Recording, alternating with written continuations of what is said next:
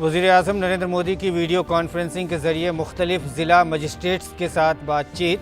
कहा, दूसरों के ख्वाबों को पूरा करना खुद का काम हो, इसी जज्बे से रकम की जाती है नई तारीख।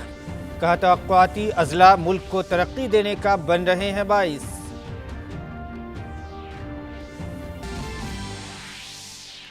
मरकजी वज़ीर दाखिला अमित शाह ने Jammu Kashmir district good governance index किया जारी।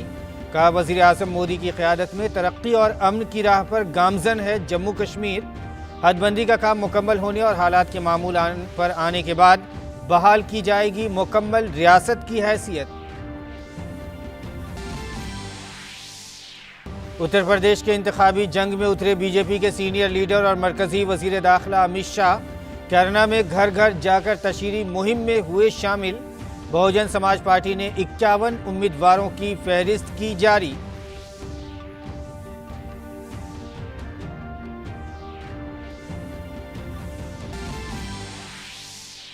मुंबई में 20 मंजिला इमारत में लगी आग पर पाया गया काबू। आग लगने से 7 अफराद की मौत जबकि 28 जख्मी। वज़ीर आज़म का हादसे पर इजहार अफसोस। मरने वालों के लवाहिकीन को 2-2 लाख और जख्मियों को 50-50 हज़ार की माली इमदाद का ऐलान।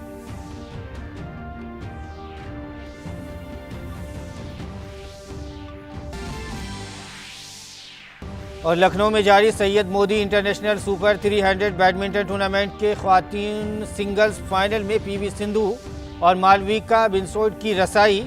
सेमीफाइनल में सिंधु ने रूस की एवोजीनिया और तो मालविका ने हमवतन अनुपमा उपाध्याय को दी शिकस्त।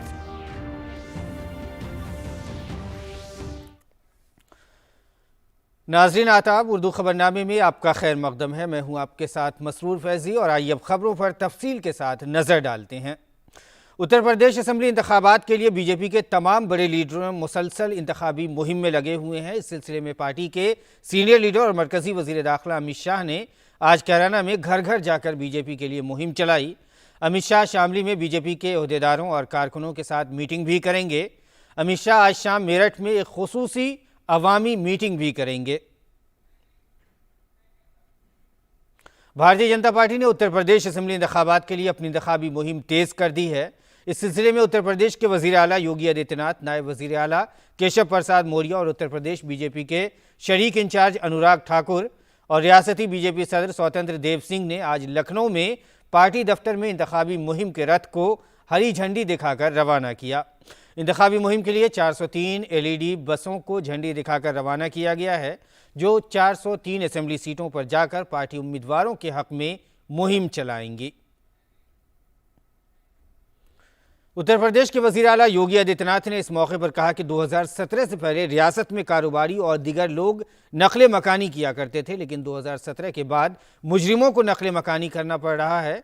उन्होंने कहा कि तरक्की की नई मिसाल कायम करते हुए उत्तर प्रदेश आज मुल्क की सरकर्दा मईशत के तौर पर आगे बढ़ रहा है। 2017 के पहले प्रदेश में व्यापारी, संभ्रांत नागरिक और सामान्य नागरिक पलायन करते थे। प्रदेश की प्रगति अवरुद्ध हो गई थी, लेकिन 2017 के बाद अपराधी पलायन कर रहे हैं। प्रदेश प्रगति के एक नए प्रतिमान स्थापित करते हुए आज देश की अग्रणी अर्थव्यवस्था के रूप में प्रदेश की 25 करोड़ जनता के जीवन में खुशहाली लाने के जिस नए अभियान के साथ आगे बढ़ी है, यह डबल इंजन की सरकार का लाभ बहुत स्पष्ट हम सबको दिखाई दे रहा है। बहुजन समाज पार्टी की सरबराह मायावती ने उत्तर प्रदेश असेंबली इंतखाबात के लिए 51 उम्मीदवारों की फहरिस्त जारी की है। इस मौके पर मायावती ने कहा कि इस बार बीएसपी का इंतखाबी नारा होगा, हर पोलिंग बूथ को जिताना है, बीएसपी को सत्ता में लाना है। वज़ीर आज़म नरेंद्र मोदी ने वीडियो कॉन्फ्रेंस के जरिए मुख्तलिफ अज़ला के ज़िला मजिस्ट्रेटों से खिताब किया। ज़िला मजिस्ट्रेटों की कोशिशों को सराहते हुए वज़ीर आज़म ने कहा कि तवक्कुआती अज़ला मुखिल बनने के बजाय तरक्की की रफ्तार को तेज़ करने के लिए काम कर रहे हैं। आप सबके प्रयासों से एस्पिरेशनल डिस्ट्रिक्ट्स आज गतिरोधक के बजाय गतिवर्धक बन रहे हैं। जो जिले पहले कभी तेज प्रगति करने वाले माने जाते थे, आज कई पैरामीटर्स में ये एस्पिरेशनल डिस्ट्रिक्ट्स उन जिलों में भी अच्छा काम करके दिखा रहे हैं। वज़ीर आज़म मोदी ने कहा कि तवक्कुआती अज़ला में तरक्की के लिए टेक्नोलॉजी और इख्तिरा दो अहम पहलू हैं। एस्पिरेशनल डिस्ट्रिक्ट्स में विकास के लिए प्रशासन और जनता के बीच सीधा कनेक्ट, एक इमोशनल जुड़ाव बहुत जरूरी है। एक तरह से गवर्नेंस का टॉप टू बॉटम और बॉटम टू टॉप फ्लो, और इस अभियान का महत्वपूर्ण पहलू है टेक्नोलॉजी और इनोवेशन। वज़ीर आज़म ने कहा कि तवक्कुआती अज़ला एक दूसरे से सीख कर तरक्की की नई कहानियां लिख रहे हैं और ये अच्छी हुक्मरानी के लिए बहुत बड़ा सरमाया है। जब कोई सरकारी काम एक जीवंत लक्ष्य बन जाता है, जब सरकारी मशीनरी एक जीवंत इकाई बन जाती है, टीम स्पिरिट से भर जाती है, टीम एक कल्चर को लेकर आगे बढ़ती है, तो नतीजे वैसे ही आते हैं जैसे हम एस्पिरेशनल डिस्ट्रिक्ट में देख रहे हैं। एक दूसरे का सहयोग करते हुए, एक दूसरे से बेस्ट प्रैक्टिसेस शेयर करते हुए, एक दूसरे से सीखते हुए, एक दूसरे को सिखाते हुए जो कार्यशैली विकसित होती है, वो गुड गवर्नेंस की बहुत बड़ी पूंजी है। वज़ीर आज़म ने कहा कि गुज़िश्ता 4 सालों में तवक्कुआती अज़ला में बड़ी तादाद में जनधन खाते खोले गए हैं। उन्होंने ये भी कहा कि नए इक़दामात से हुकूमती निज़ाम पर अवाम के एतमाद में इजाफा हुआ है। पिछले 4 सालों में देश के लगभग हर आकांक्षी जिले में जनधन खातों में 4 से 5 गुना की वृद्धि हुई है। लगभग हर परिवार को शौचालय मिला है, हर गांव तक बिजली पहुंची है, और बिजली सिर्फ गरीब के घर में नहीं पहुंची है, बल्कि लोगों के जीवन में ऊर्जा का संचार हुआ है। देश की व्यवस्था पर इन क्षेत्रों के लोगों का भरोसा बढ़ा है। वज़ीर आज़म मोदी ने मज़ीद कहा कि हुकूमत की मुख्तलिफ वज़ारतों ने ऐसे 142 अज़ला की फहरिस्त तैयार की है जो 1 या 2 पैरामीटर्स पर पीछे हैं। अब उन्हें वहाँ भी इज्तिमाई नुक्ते नज़र के साथ काम करना होगा, जैसा कि तवक्कुआती अज़ला में किया जा रहा है। सरकार के अलग अलग मंत्रालयों ने, अलग अलग विभागों ने ऐसे 142 जिलों की एक लिस्ट तैयार की है, जिन 1-2 पैरामीटर्स पर ये अलग अलग 142 जिले पीछे हैं। अब वहां पर भी हमें उसी कलेक्टिव अप्रोच के साथ काम करना है जैसे हम एस्पिरेशनल डिस्ट्रिक्ट्स में करते हैं। ये सभी सरकारों के लिए, भारत सरकार, राज्य सरकार, जिला प्रशासन, जो सरकारी मशीनरी है, उसके लिए एक नया अवसर भी है, नई चैलेंज भी है। इस चैलेंज को अब हमें मिलकर पूरा करना है। इसमें अपने सभी मुख्यमंत्री साथियों का भी सहयोग हमेशा मिलता रहा है, आगे भी मिलता रहेगा, मुझे पूरा विश्वास है। पीएम मोदी ने कहा कि तवक्कुआती अज़ला ने साबित किया है कि निफाज में साइलोज के खात्मे की वजह से वसाइल का ज़्यादा से ज़्यादा इस्तेमाल होता है। एस्पिरेशनल डिस्ट्रिक्ट ने यह साबित किया है कि इम्प्लीमेंटेशन में साइलोस खत्म होने से संसाधनों का ऑप्टिमम यूटिलाइजेशन होता है। साइलोस जब खत्म होते हैं तो 1+1 2 नहीं बनता। साइलोस जब खत्म हो जाते हैं तो 1 और 1 11 बन जाता है। ये सामर्थ्य, ये सामूहिक शक्ति हमें आज एस्पिरेशनल डिस्ट्रिक्ट्स में नजर आ रही है। वज़ीर-ए-आज़म नरेंद्र मोदी 24 जनवरी को प्रधानमंत्री राष्ट्रीय बाल पुरस्कार हासिल करने वालों से वीडियो कॉन्फ्रेंस के जरिए बातचीत करेंगे। तकरीब के दौरान वज़ीर-ए-आज़म ब्लॉकचेन टेक्नोलॉजी का इस्तेमाल करते हुए इस साल के अवार्ड याफ्तगान को डिजिटल सर्टिफिकेट देंगे। ख़वातीन और बच्चों की तरक्की की वजारत ने बताया कि पहली बार प्रधानमंत्री राष्ट्रीय बाल पुरस्कार हासिल करने वालों को सर्टिफिकेट से नवाजने के लिए ब्लॉकचेन टेक्नोलॉजी का इस्तेमाल किया जा रहा है। अवार्ड्स गैर मामूली सलाहियतों और इख्तियारी व तालीमी कामयाबियों, खेलों, फ़नून व सकाफ़त, समाजी खिदमत और बहादुरी के लिए नुमाया कामयाबियों के हामिल बच्चों को दिए जाते हैं। ये अवार्ड राष्ट्रपति भवन में मुनक़िदा एक तकरीब में सदर जमहूरिया के ज़रिए पेश किए जाते हैं। वज़ीर-ए-आज़म हर साल अवार्ड हासिल करने वालों के साथ बातचीत करते हैं। ये अवार्ड याफ्तगान हर साल यौम जमहूरिया परेड में भी शिरकत करते हैं। ताहम कोविड की सूरत हाल के पेश नज़र इस साल अवार्ड की तकरीब नई दिल्ली में मुनक़िद नहीं की गई है। वज़ीर-ए-आज़म नरेंद्र मोदी आज़ादी के अमृत महोत्सव के तहत 24 जनवरी को बच्चियों के कौमी दिन के मौके पर अवार्ड हासिल करने वालों के साथ वर्चुअल तरीके से बातचीत करेंगे। बच्चे अपने वालिदैन और मुतल्लिक़ा अज़ला के डिस्ट्रिक्ट मजिस्ट्रेट्स के साथ अपने डिस्ट्रिक्ट के हेडक्वार्टर से तकरीब में शिरकत करेंगे। इस मौके पर ख़वातीन और बच्चों की तरक्की की वज़ीर स्मृति ईरानी और वज़ीर ममलिकत मंजपारा महेंद्र भाई भी मौजूद रहेंगे। नेताजी सुभाष चंद्र बोस की 125वें यौम पैदाइश पर भारतीय महकमा डाक ने दारुल हुकूमत दिल्ली में डाक टिकट की एक नुमाइश का वर्चुअल आगाज़ किया। इस मौके पर महकमे ने एक खुसूसी कवर जारी किया जिसमें जद्दोजहद आज़ादी के मुतादिद गुमनाम हीरोज़ को सलामी अक़ीदत पेश किया गया। वर्चुअल नुमाइश यूट्यूब पर भी देखी जा सकती है। ये नुमाइश 27 जनवरी तक जारी रहेगी। इसकी नुमाइश कोविड-19 के रोकथाम से मुताल्लिक़ रहनुमा हिदायत के मुताबिक वर्चुअल तरीके से की जा रही है। आज़ाद हिंद फौज की स्थापना करना और एक ऐसा मंत्र देना जिसकी सार्थकता आज भी उतनी ही रेलेवेंट है कि हम अपनी योग्यता या हमारे पास जो भी हमारी एबिलिटीज़ हैं उनसे एक लार्जर इंटरेस्ट में देश हित में हम क्या योगदान दे सकते हैं। और इसके लिए नेताजी सुभाष चंद्र बोस से बड़ा रोल मॉडल और ऐसा फॉलो करने वाला एक व्यक्तित्व और कोई दूसरा नहीं मिलेगा। मरकज़ी वज़ीर दाखिला अमित शाह ने जम्मू कश्मीर के लिए ज़िली गुड गवर्नेंस इंडेक्स जारी किया है। जम्मू कश्मीर में मुनक़िदा इस प्रोग्राम में जम्मू कश्मीर के लेफ्टिनेंट गवर्नर मनोज सिन्हा और मरकज़ी वज़ीर डॉक्टर जितेंद्र सिंह मौजूद थे। मरकज़ी वज़ीर दाखिला ने वर्चुअल मीडियम के ज़रिए इस प्रोग्राम में हिस्सा लिया।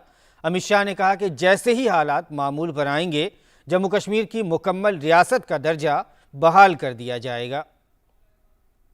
मित्रों, जहां तक डेमोक्रेटिक प्रोसेस का सवाल है, डिलिमिटेशन शुरू हो चुका है। शुरू होने के बाद तुरंत ही हम चुनाव कराए जाएंगे और उसके बाद ये लोग भले कुछ भी कहे, जम्मू कश्मीर को पूर्ण राज्य का दर्जा देने के लिए भी मैंने खुद ने लोकसभा के अंदर आश्वासन दिया है कि जैसे ही स्थिति सामान्य हो जाएगी जम्मू कश्मीर को पूर्ण राज्य का दर्जा मिलेगा। वज़ीर दाखिला ने कहा कि डिस्ट्रिक्ट गुड गवर्नेंस इंडेक्स ज़िली सतह पर निज़ाम को बेहतर बनाने में अहम साबित होगा। आदेश सुशासन इंडेक्स जो शुरू होगा, जिलों के बीच में जो स्पर्धा होगी, इससे जिले के तंत्र को सुधारने के लिए, उसको लोकाभिमुख कराने के लिए, उसको परिणाम लक्ष्य बनाने के लिए और उसको डिलीवरी देने वाला तंत्र बनाने के लिए बहुत बड़ा फायदा जम्मू कश्मीर के आम नागरिकों को होना है। केंद्र सरकार की नीतियां, योजनाएं और कार्यक्रम, राज्य सरकार की नीतियां, योजनाएं और कार्यक्रम, इस सभी का जिला स्तर पर मॉनिटरिंग इंडेक्स के अंदर समाहित किया गया है। और बुलेटिन में आगे बढ़ते हैं। वज़ीर दिफा राजनाथ सिंह ने एनसीसी कैडेट्स से कहा है कि वो ज़िंदगी में कुछ नया करने के नज़रिए के साथ आगे बढ़ें जिस पर मुल्क को भी फ़ख्र हो। आज वीडियो कॉन्फ्रेंसिंग के ज़रिए एनसीसी कैडेट्स से खिताब करते हुए राजनाथ सिंह ने उनसे कहा है कि वो बड़े ख्वाब देखें, नई फ़िक्र पैदा करें और अपना रास्ता खुद तय करें। उन्होंने ये बात एनसीसी में बेमिसाल हिम्मत, बहादुरी और बहादुरी के लिए दिए जाने वाले रक्षा मंत्री पुरस्कारों के ऐलान के मौके पर कही। वज़ीर दिफा राजनाथ सिंह ने अपने खिताब में कहा कि एनसीसी कैडेट्स इत्तेहाद, हिम्मत और नज़्म ज़ब्त की अलामत हैं। उन्होंने कहा कि एनसीसी कैडेट्स में भारत की झलक नजर आती है। मेरे प्यारे कैडेट्स, यहाँ मिलने वाली सीख जैसे एकता, अनुशासन, सत्यपरायणता, साहस, सद्भाव, बंधुत्व और नेतृत्व जैसे गुण हमेशा से हमारे देश में मार्गदर्शक गुण रहे हैं और इन्हीं गुणों को अपनाकर हमारे युवाओं ने समाज में एक महान आदर्श भी स्थापित किया है। वज़ीर दिफा ने प्रोग्राम के दौरान एनसीसी कैडेट्स के जरिए पेश किया गया हुब्बुल वतनी का गाना भी सुना।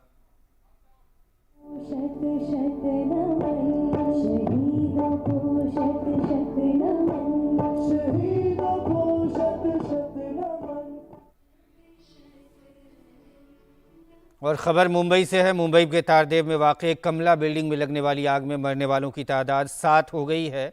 इस हादसे में 28 अफराद के ज़ख्मी होने की भी इत्तला है।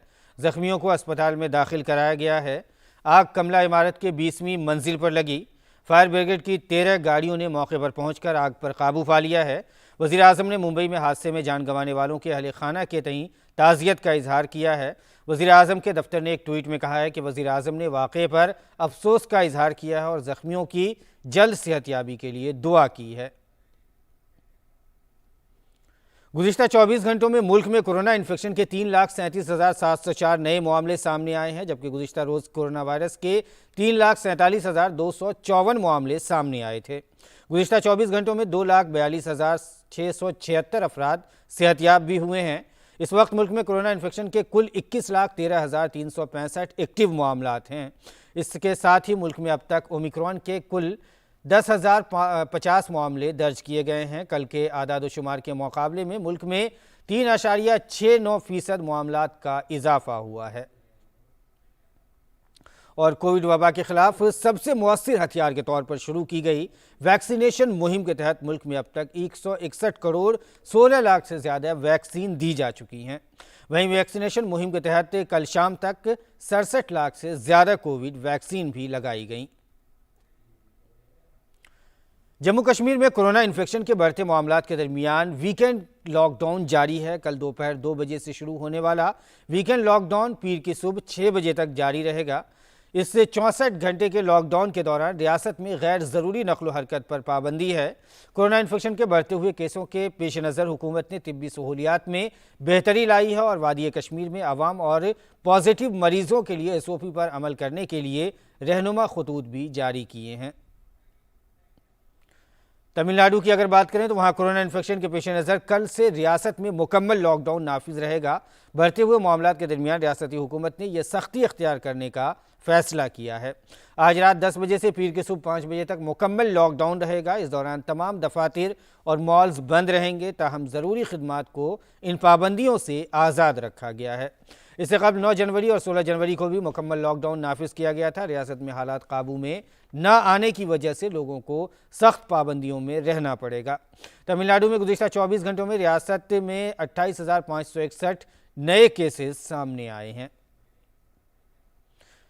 और गुजरात में कोरोना इन्फेक्शन के बढ़ते हुए मामलात के दौरान रियासती हुकूमत ने कई दीगर मकामात पर भी रात का कर्फ्यू नाफिज कर दिया है। 8 बड़े शहरों और 2 शहरों के साथ साथ 17 कस्बों में रात का कर्फ्यू नाफिज कर दिया गया है। यह फैसला वज़ीर आला भूपेंद्र पटेल ने कोरोना जायज़ा मीटिंग के दौरान लिया। इस वक्त आनंद और नाडिया के अलावा अहमदाबाद, वडोदरा, सूरत, राजकोट, जामनगर, जूनागढ़, भावनगर और गांधीनगर में रात का कर्फ्यू नाफिज है। कर्नाटक में हफ्ते के आखिर में नाफिज कर्फ्यू के खात्मे के बाद बाजारों में रौनक लौट आई है। गुज़िश्ता रोज़ ही कर्नाटक हुकूमत ने रियासत में कोरोना के कम मामलात को देखते हुए रियासत में लगाए गए वीकेंड कर्फ्यू को वापस लेने का फैसला किया है, जिसके बाद आज बाजार पहले की तरह खुले हैं, लेकिन इस दौरान कोरोना के कवानीन पर अमल किया जा रहा है। इसके अलावा रियासत में जिम भी खुल गए हैं। कल लिए गए फैसले के मुताबिक रियासती हुकूमत ने फ़िलहाल रात का कर्फ्यू जारी रखने का फैसला किया है।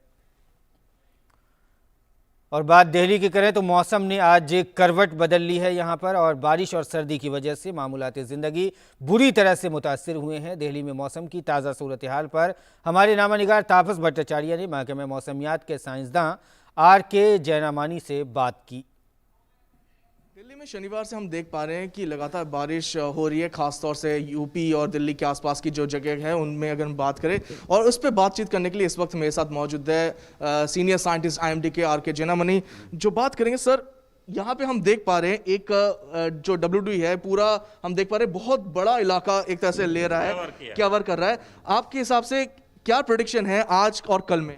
देखिए, बिल्कुल जो सिस्टम है ये कंपैरेटिवली जो पंजाब, हरियाणा, हमारा पाकिस्तान और बहुत सारा इलाका जो है, उत्तर प्रदेश, दिल्ली, नॉर्थ राजस्थान और हमारा हिमालयन रीजन, वो सारा जगह में बर्फबारी और हमारा प्लेन्स में रुक रुक के बारिश हो रहा है, लेकिन अमाउंट ज़्यादा नहीं है अभी तक। अभी इसकी जो एक्टिव कंडीशन है इंटेंसिफाई हो रहा है और ये केंद्रीय राजस्थान में ज़्यादा, मतलब इसकी जो सिस्टम है जो कम दबाव का क्षेत्र बना हुआ है और मेन जो वेस्टर्न डिस्टर्बेंस वो पाकिस्तान के ऊपर है, तो इसके अगले सेक्टर में ये सारा क्लाउड जो ह्यूज क्लाउड बना हुआ है, लेकिन आगे आगे जो है दिल्ली का बारिश बढ़ेगा, ठीक है ना। आज नाइट और कल सुबह स्पेल होगा, मॉडरेट स्पेल, ठीक है। फिर कल नाइट से कम हो रहा है, एकदम से वो खाली करके जाएगा 24 नाइट को।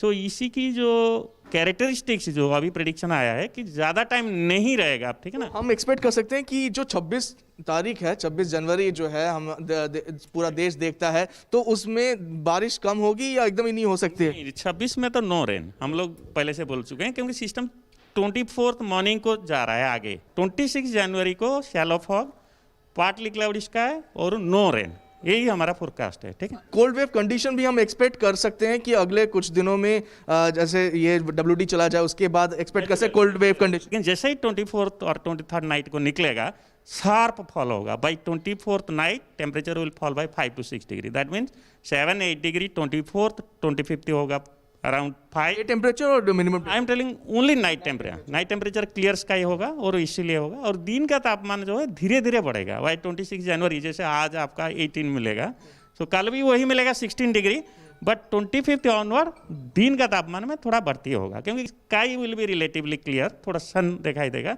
It all depends on fog का कंडीशन कैसा है, क्योंकि मॉइस्चर ज़्यादा होगा, बट फॉग का अभी जो आ रहा है रिपोर्ट ज़्यादा चांस नहीं है, क्योंकि विंड कंडीशन रहेगा, इसलिए कोल्ड वेव जो है 27th ऑनवर्ड डेवलप हो सकता है। तो ये थे सीनियर साइंटिस्ट RK जिनामई जो बता रहे थे कि किस तरह से 26 जनवरी को हम देख पाएंगे कि बेटर वेदर होगा, लेकिन अगले कुछ दिन खासतौर से अगला 24 घंटे जो है दिल्ली और आसपास के जो इलाके हैं वहां पे बारिश की संभावना ज्यादा है। कैमरा पर्सन शंभुनाथ मिश्रा के साथ मैं तापस भट्टाचार्य, दूरदर्शन समाचार, दिल्ली। और आइए अगली खबर पर नजर डालते हैं। बुद्ध मत के संत गुरु और फादर ऑफ माइंडफुलनेस के तौर पर मशहूर थिज नहत का वियतनाम के तिहु मंदिर में इंतकाल हो गया है। उनकी उम्र 95 वर्ष की थी। थिज नहत ने अपनी पूरी ज़िंदगी जहन साजी की तकनीकों के ज़रिए लोगों को अमन और अदम तशद्दुद की राह पर लाने का काम किया। वो 1960 की दहाई में उस वक्त सुर्खियों में आए जब वो वियतनाम जंग की मुखालफत की अलामत बन गए। उनके इंतकाल पर दुनिया की कई मशहूर शख्सियात ने ताज़ियत का इजहार किया है। दुनिया भर में ओमिक्रॉन वेरिएंट की वजह से कोरोना वायरस के मामले तेज़ी से बढ़ रहे हैं। अब तक कोरोना इन्फेक्शन के 34 करोड़ 64 लाख से ज़्यादा मामले सामने आए हैं। वहीं 56,01,000 लोगों की कोरोना इन्फेक्शन की वजह से मौत हो चुकी है। अमेरिका में कोरोना के ओमिक्रॉन वेरिएंट के मामले तेज़ी से बढ़ रहे हैं। अमेरिका में अब तक कोरोना के कुल 7 करोड़ 11 लाख केस सामने आ चुके हैं। अमेरिका में अब तक 8,86,000 से ज़्यादा अफराद हलाक हो चुके हैं। वहीं यूरोपीय ममालिक में भी ओमिक्रॉन वेरिएंट की वजह से मामले बढ़ रहे हैं। फ्रांस में सबसे ज़्यादा 16 लाख मामले सामने आए हैं, जबकि बरतानिया में भी कोरोना से मुतासर अफराद की तादाद 1 करोड़ 57 लाख से तजावुज़ कर गई है। रूस में 1 करोड़ 9 लाख से ज़ायद और जर्मनी में 85,35,000 से ज़ायद केसेस रिपोर्ट हुए हैं। और नाज़रीन, जम्मू कश्मीर से एक खबर आ रही है। खबर है कि जम्मू कश्मीर के शोपियां ज़िले में हिफाजती दस्तों ने एक तसादुम में 2 दहशतगर्दों को ढेर कर दिया है। तो जम्मू कश्मीर से इस वक्त की बड़ी खबर आ रही है। शोपियां में जो है तसादुम हुआ है और इसमें हिफाजती दस्तों ने दहशतगर्द को ढेर कर दिया है। और आगे बढ़ते हैं, खेल की खबरों पर नज़र डाल लेते हैं। लखनऊ में जारी Syed Modi international super 300 tournament में मालविका बेंसोड ने ख्वातीन सिंगल्स के फाइनल में रसाई हासिल कर ली है। दिलचस्प बात यह रही कि सेमीफाइनल में भारत की मालविका बेंसोड का मुकाबला अपने ही मुल्क की अनुपमा उपाध्याय से था। मालविका ने अनुपमा उपाध्याय को 19-21, 21-19, 21-7 से शिकस्त देकर फाइनल में जगह बनाई है। और वहीं दूसरे सेमीफाइनल को जीतकर PV सिंधु ने भी फाइनल में रसाई हासिल कर ली है। दूसरे सेमीफाइनल में सिंधु का मुकाबला रूस की एवोजीनिया कोस्तेतीस्काया से था और सिंधु ने पहले ही गेम में 21-11 से जीता और दूसरे गेम में रूसी खिलाड़ी ने चोट लगने की वजह से खेलने से इनकार कर दिया और सिंधु को फातेह करार दिया गया। सिंधु का मुकाबला अब फाइनल में हमवतन मालविका बेंसोड से होगा। और नाज़रीन, इसके साथ ही उर्दू खबरनामा इख्तिताम को पहुंचता है, लेकिन जाते जाते आपको बता दें कि कोरोना से हिफाजत करने की ख़ुद को ज़रूरत है, ख़ुद को महफूज रखने की, और सरकार द्वारा जारी की गई गाइडलाइंस को फॉलो करने की ज़रूरत है। तो उसका पालन करें और अपने आप को और अपने घर वालों को महफूज रखें। फ़िलहाल इजाज़त दीजिए। आदाब।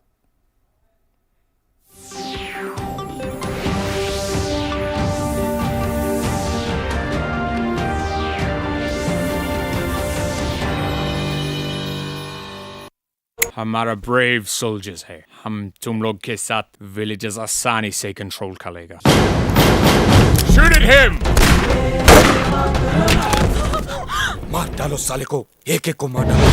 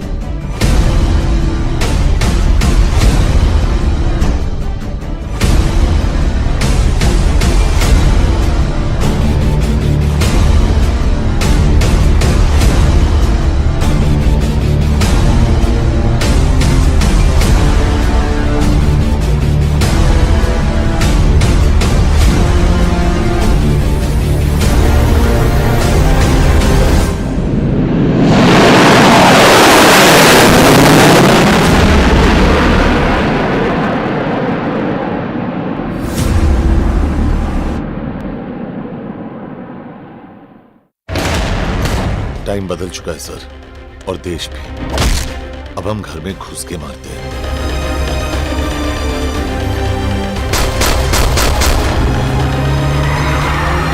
दो लूजर्स एक विनर को लेने आए। 6 लोगों का मरना दिल्ली गेम है ना। गेम मैंने शुरू नहीं किया था सर, पर खत्म मैं ही करूंगा।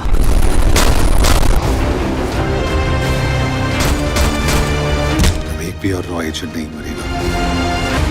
शेर सुखन की ये महफिल उर्दू शायरी के चमन से चुने हुए खुशबुओं से लबरेज गुलाबों की महफिल। मखदूम को जितनी इज्जत हासिल से तहफ़्फ़ुज़ तहरीक के लोगों के दरमियान, शायरों के दरमियान, अदीबों के दरमियान उतनी इज्जत दूसरों को नहीं हासिल हो पाई। ज़िलों में चांदनी रातों का एहतमाम लिए। मैं अकेला ही चला था जानिबे मंजिल, मगर लोग साथ आते गए और कारवां बनता गया। उर्दू शायरी के, उर्दू तहकीक के, उर्दू तनकीद के, उर्दू फिक्शन के और तरक्की पसंद तहरीक के बड़े बड़े नाम पैदा हुए। लोगों बड़ी मुश्किल से इधर देखा है। हमारी प्यारी ज़बान उर्दू, हमारी नग़्मों की जान। शायरों की हयात व खिदमात पर मबनी प्रोग्राम शेरो सुखन देखिए हर जुमा रात 9:30 बजे और हर सनीचर दिन में 1:30 पर सिर्फ DD उर्दू पर।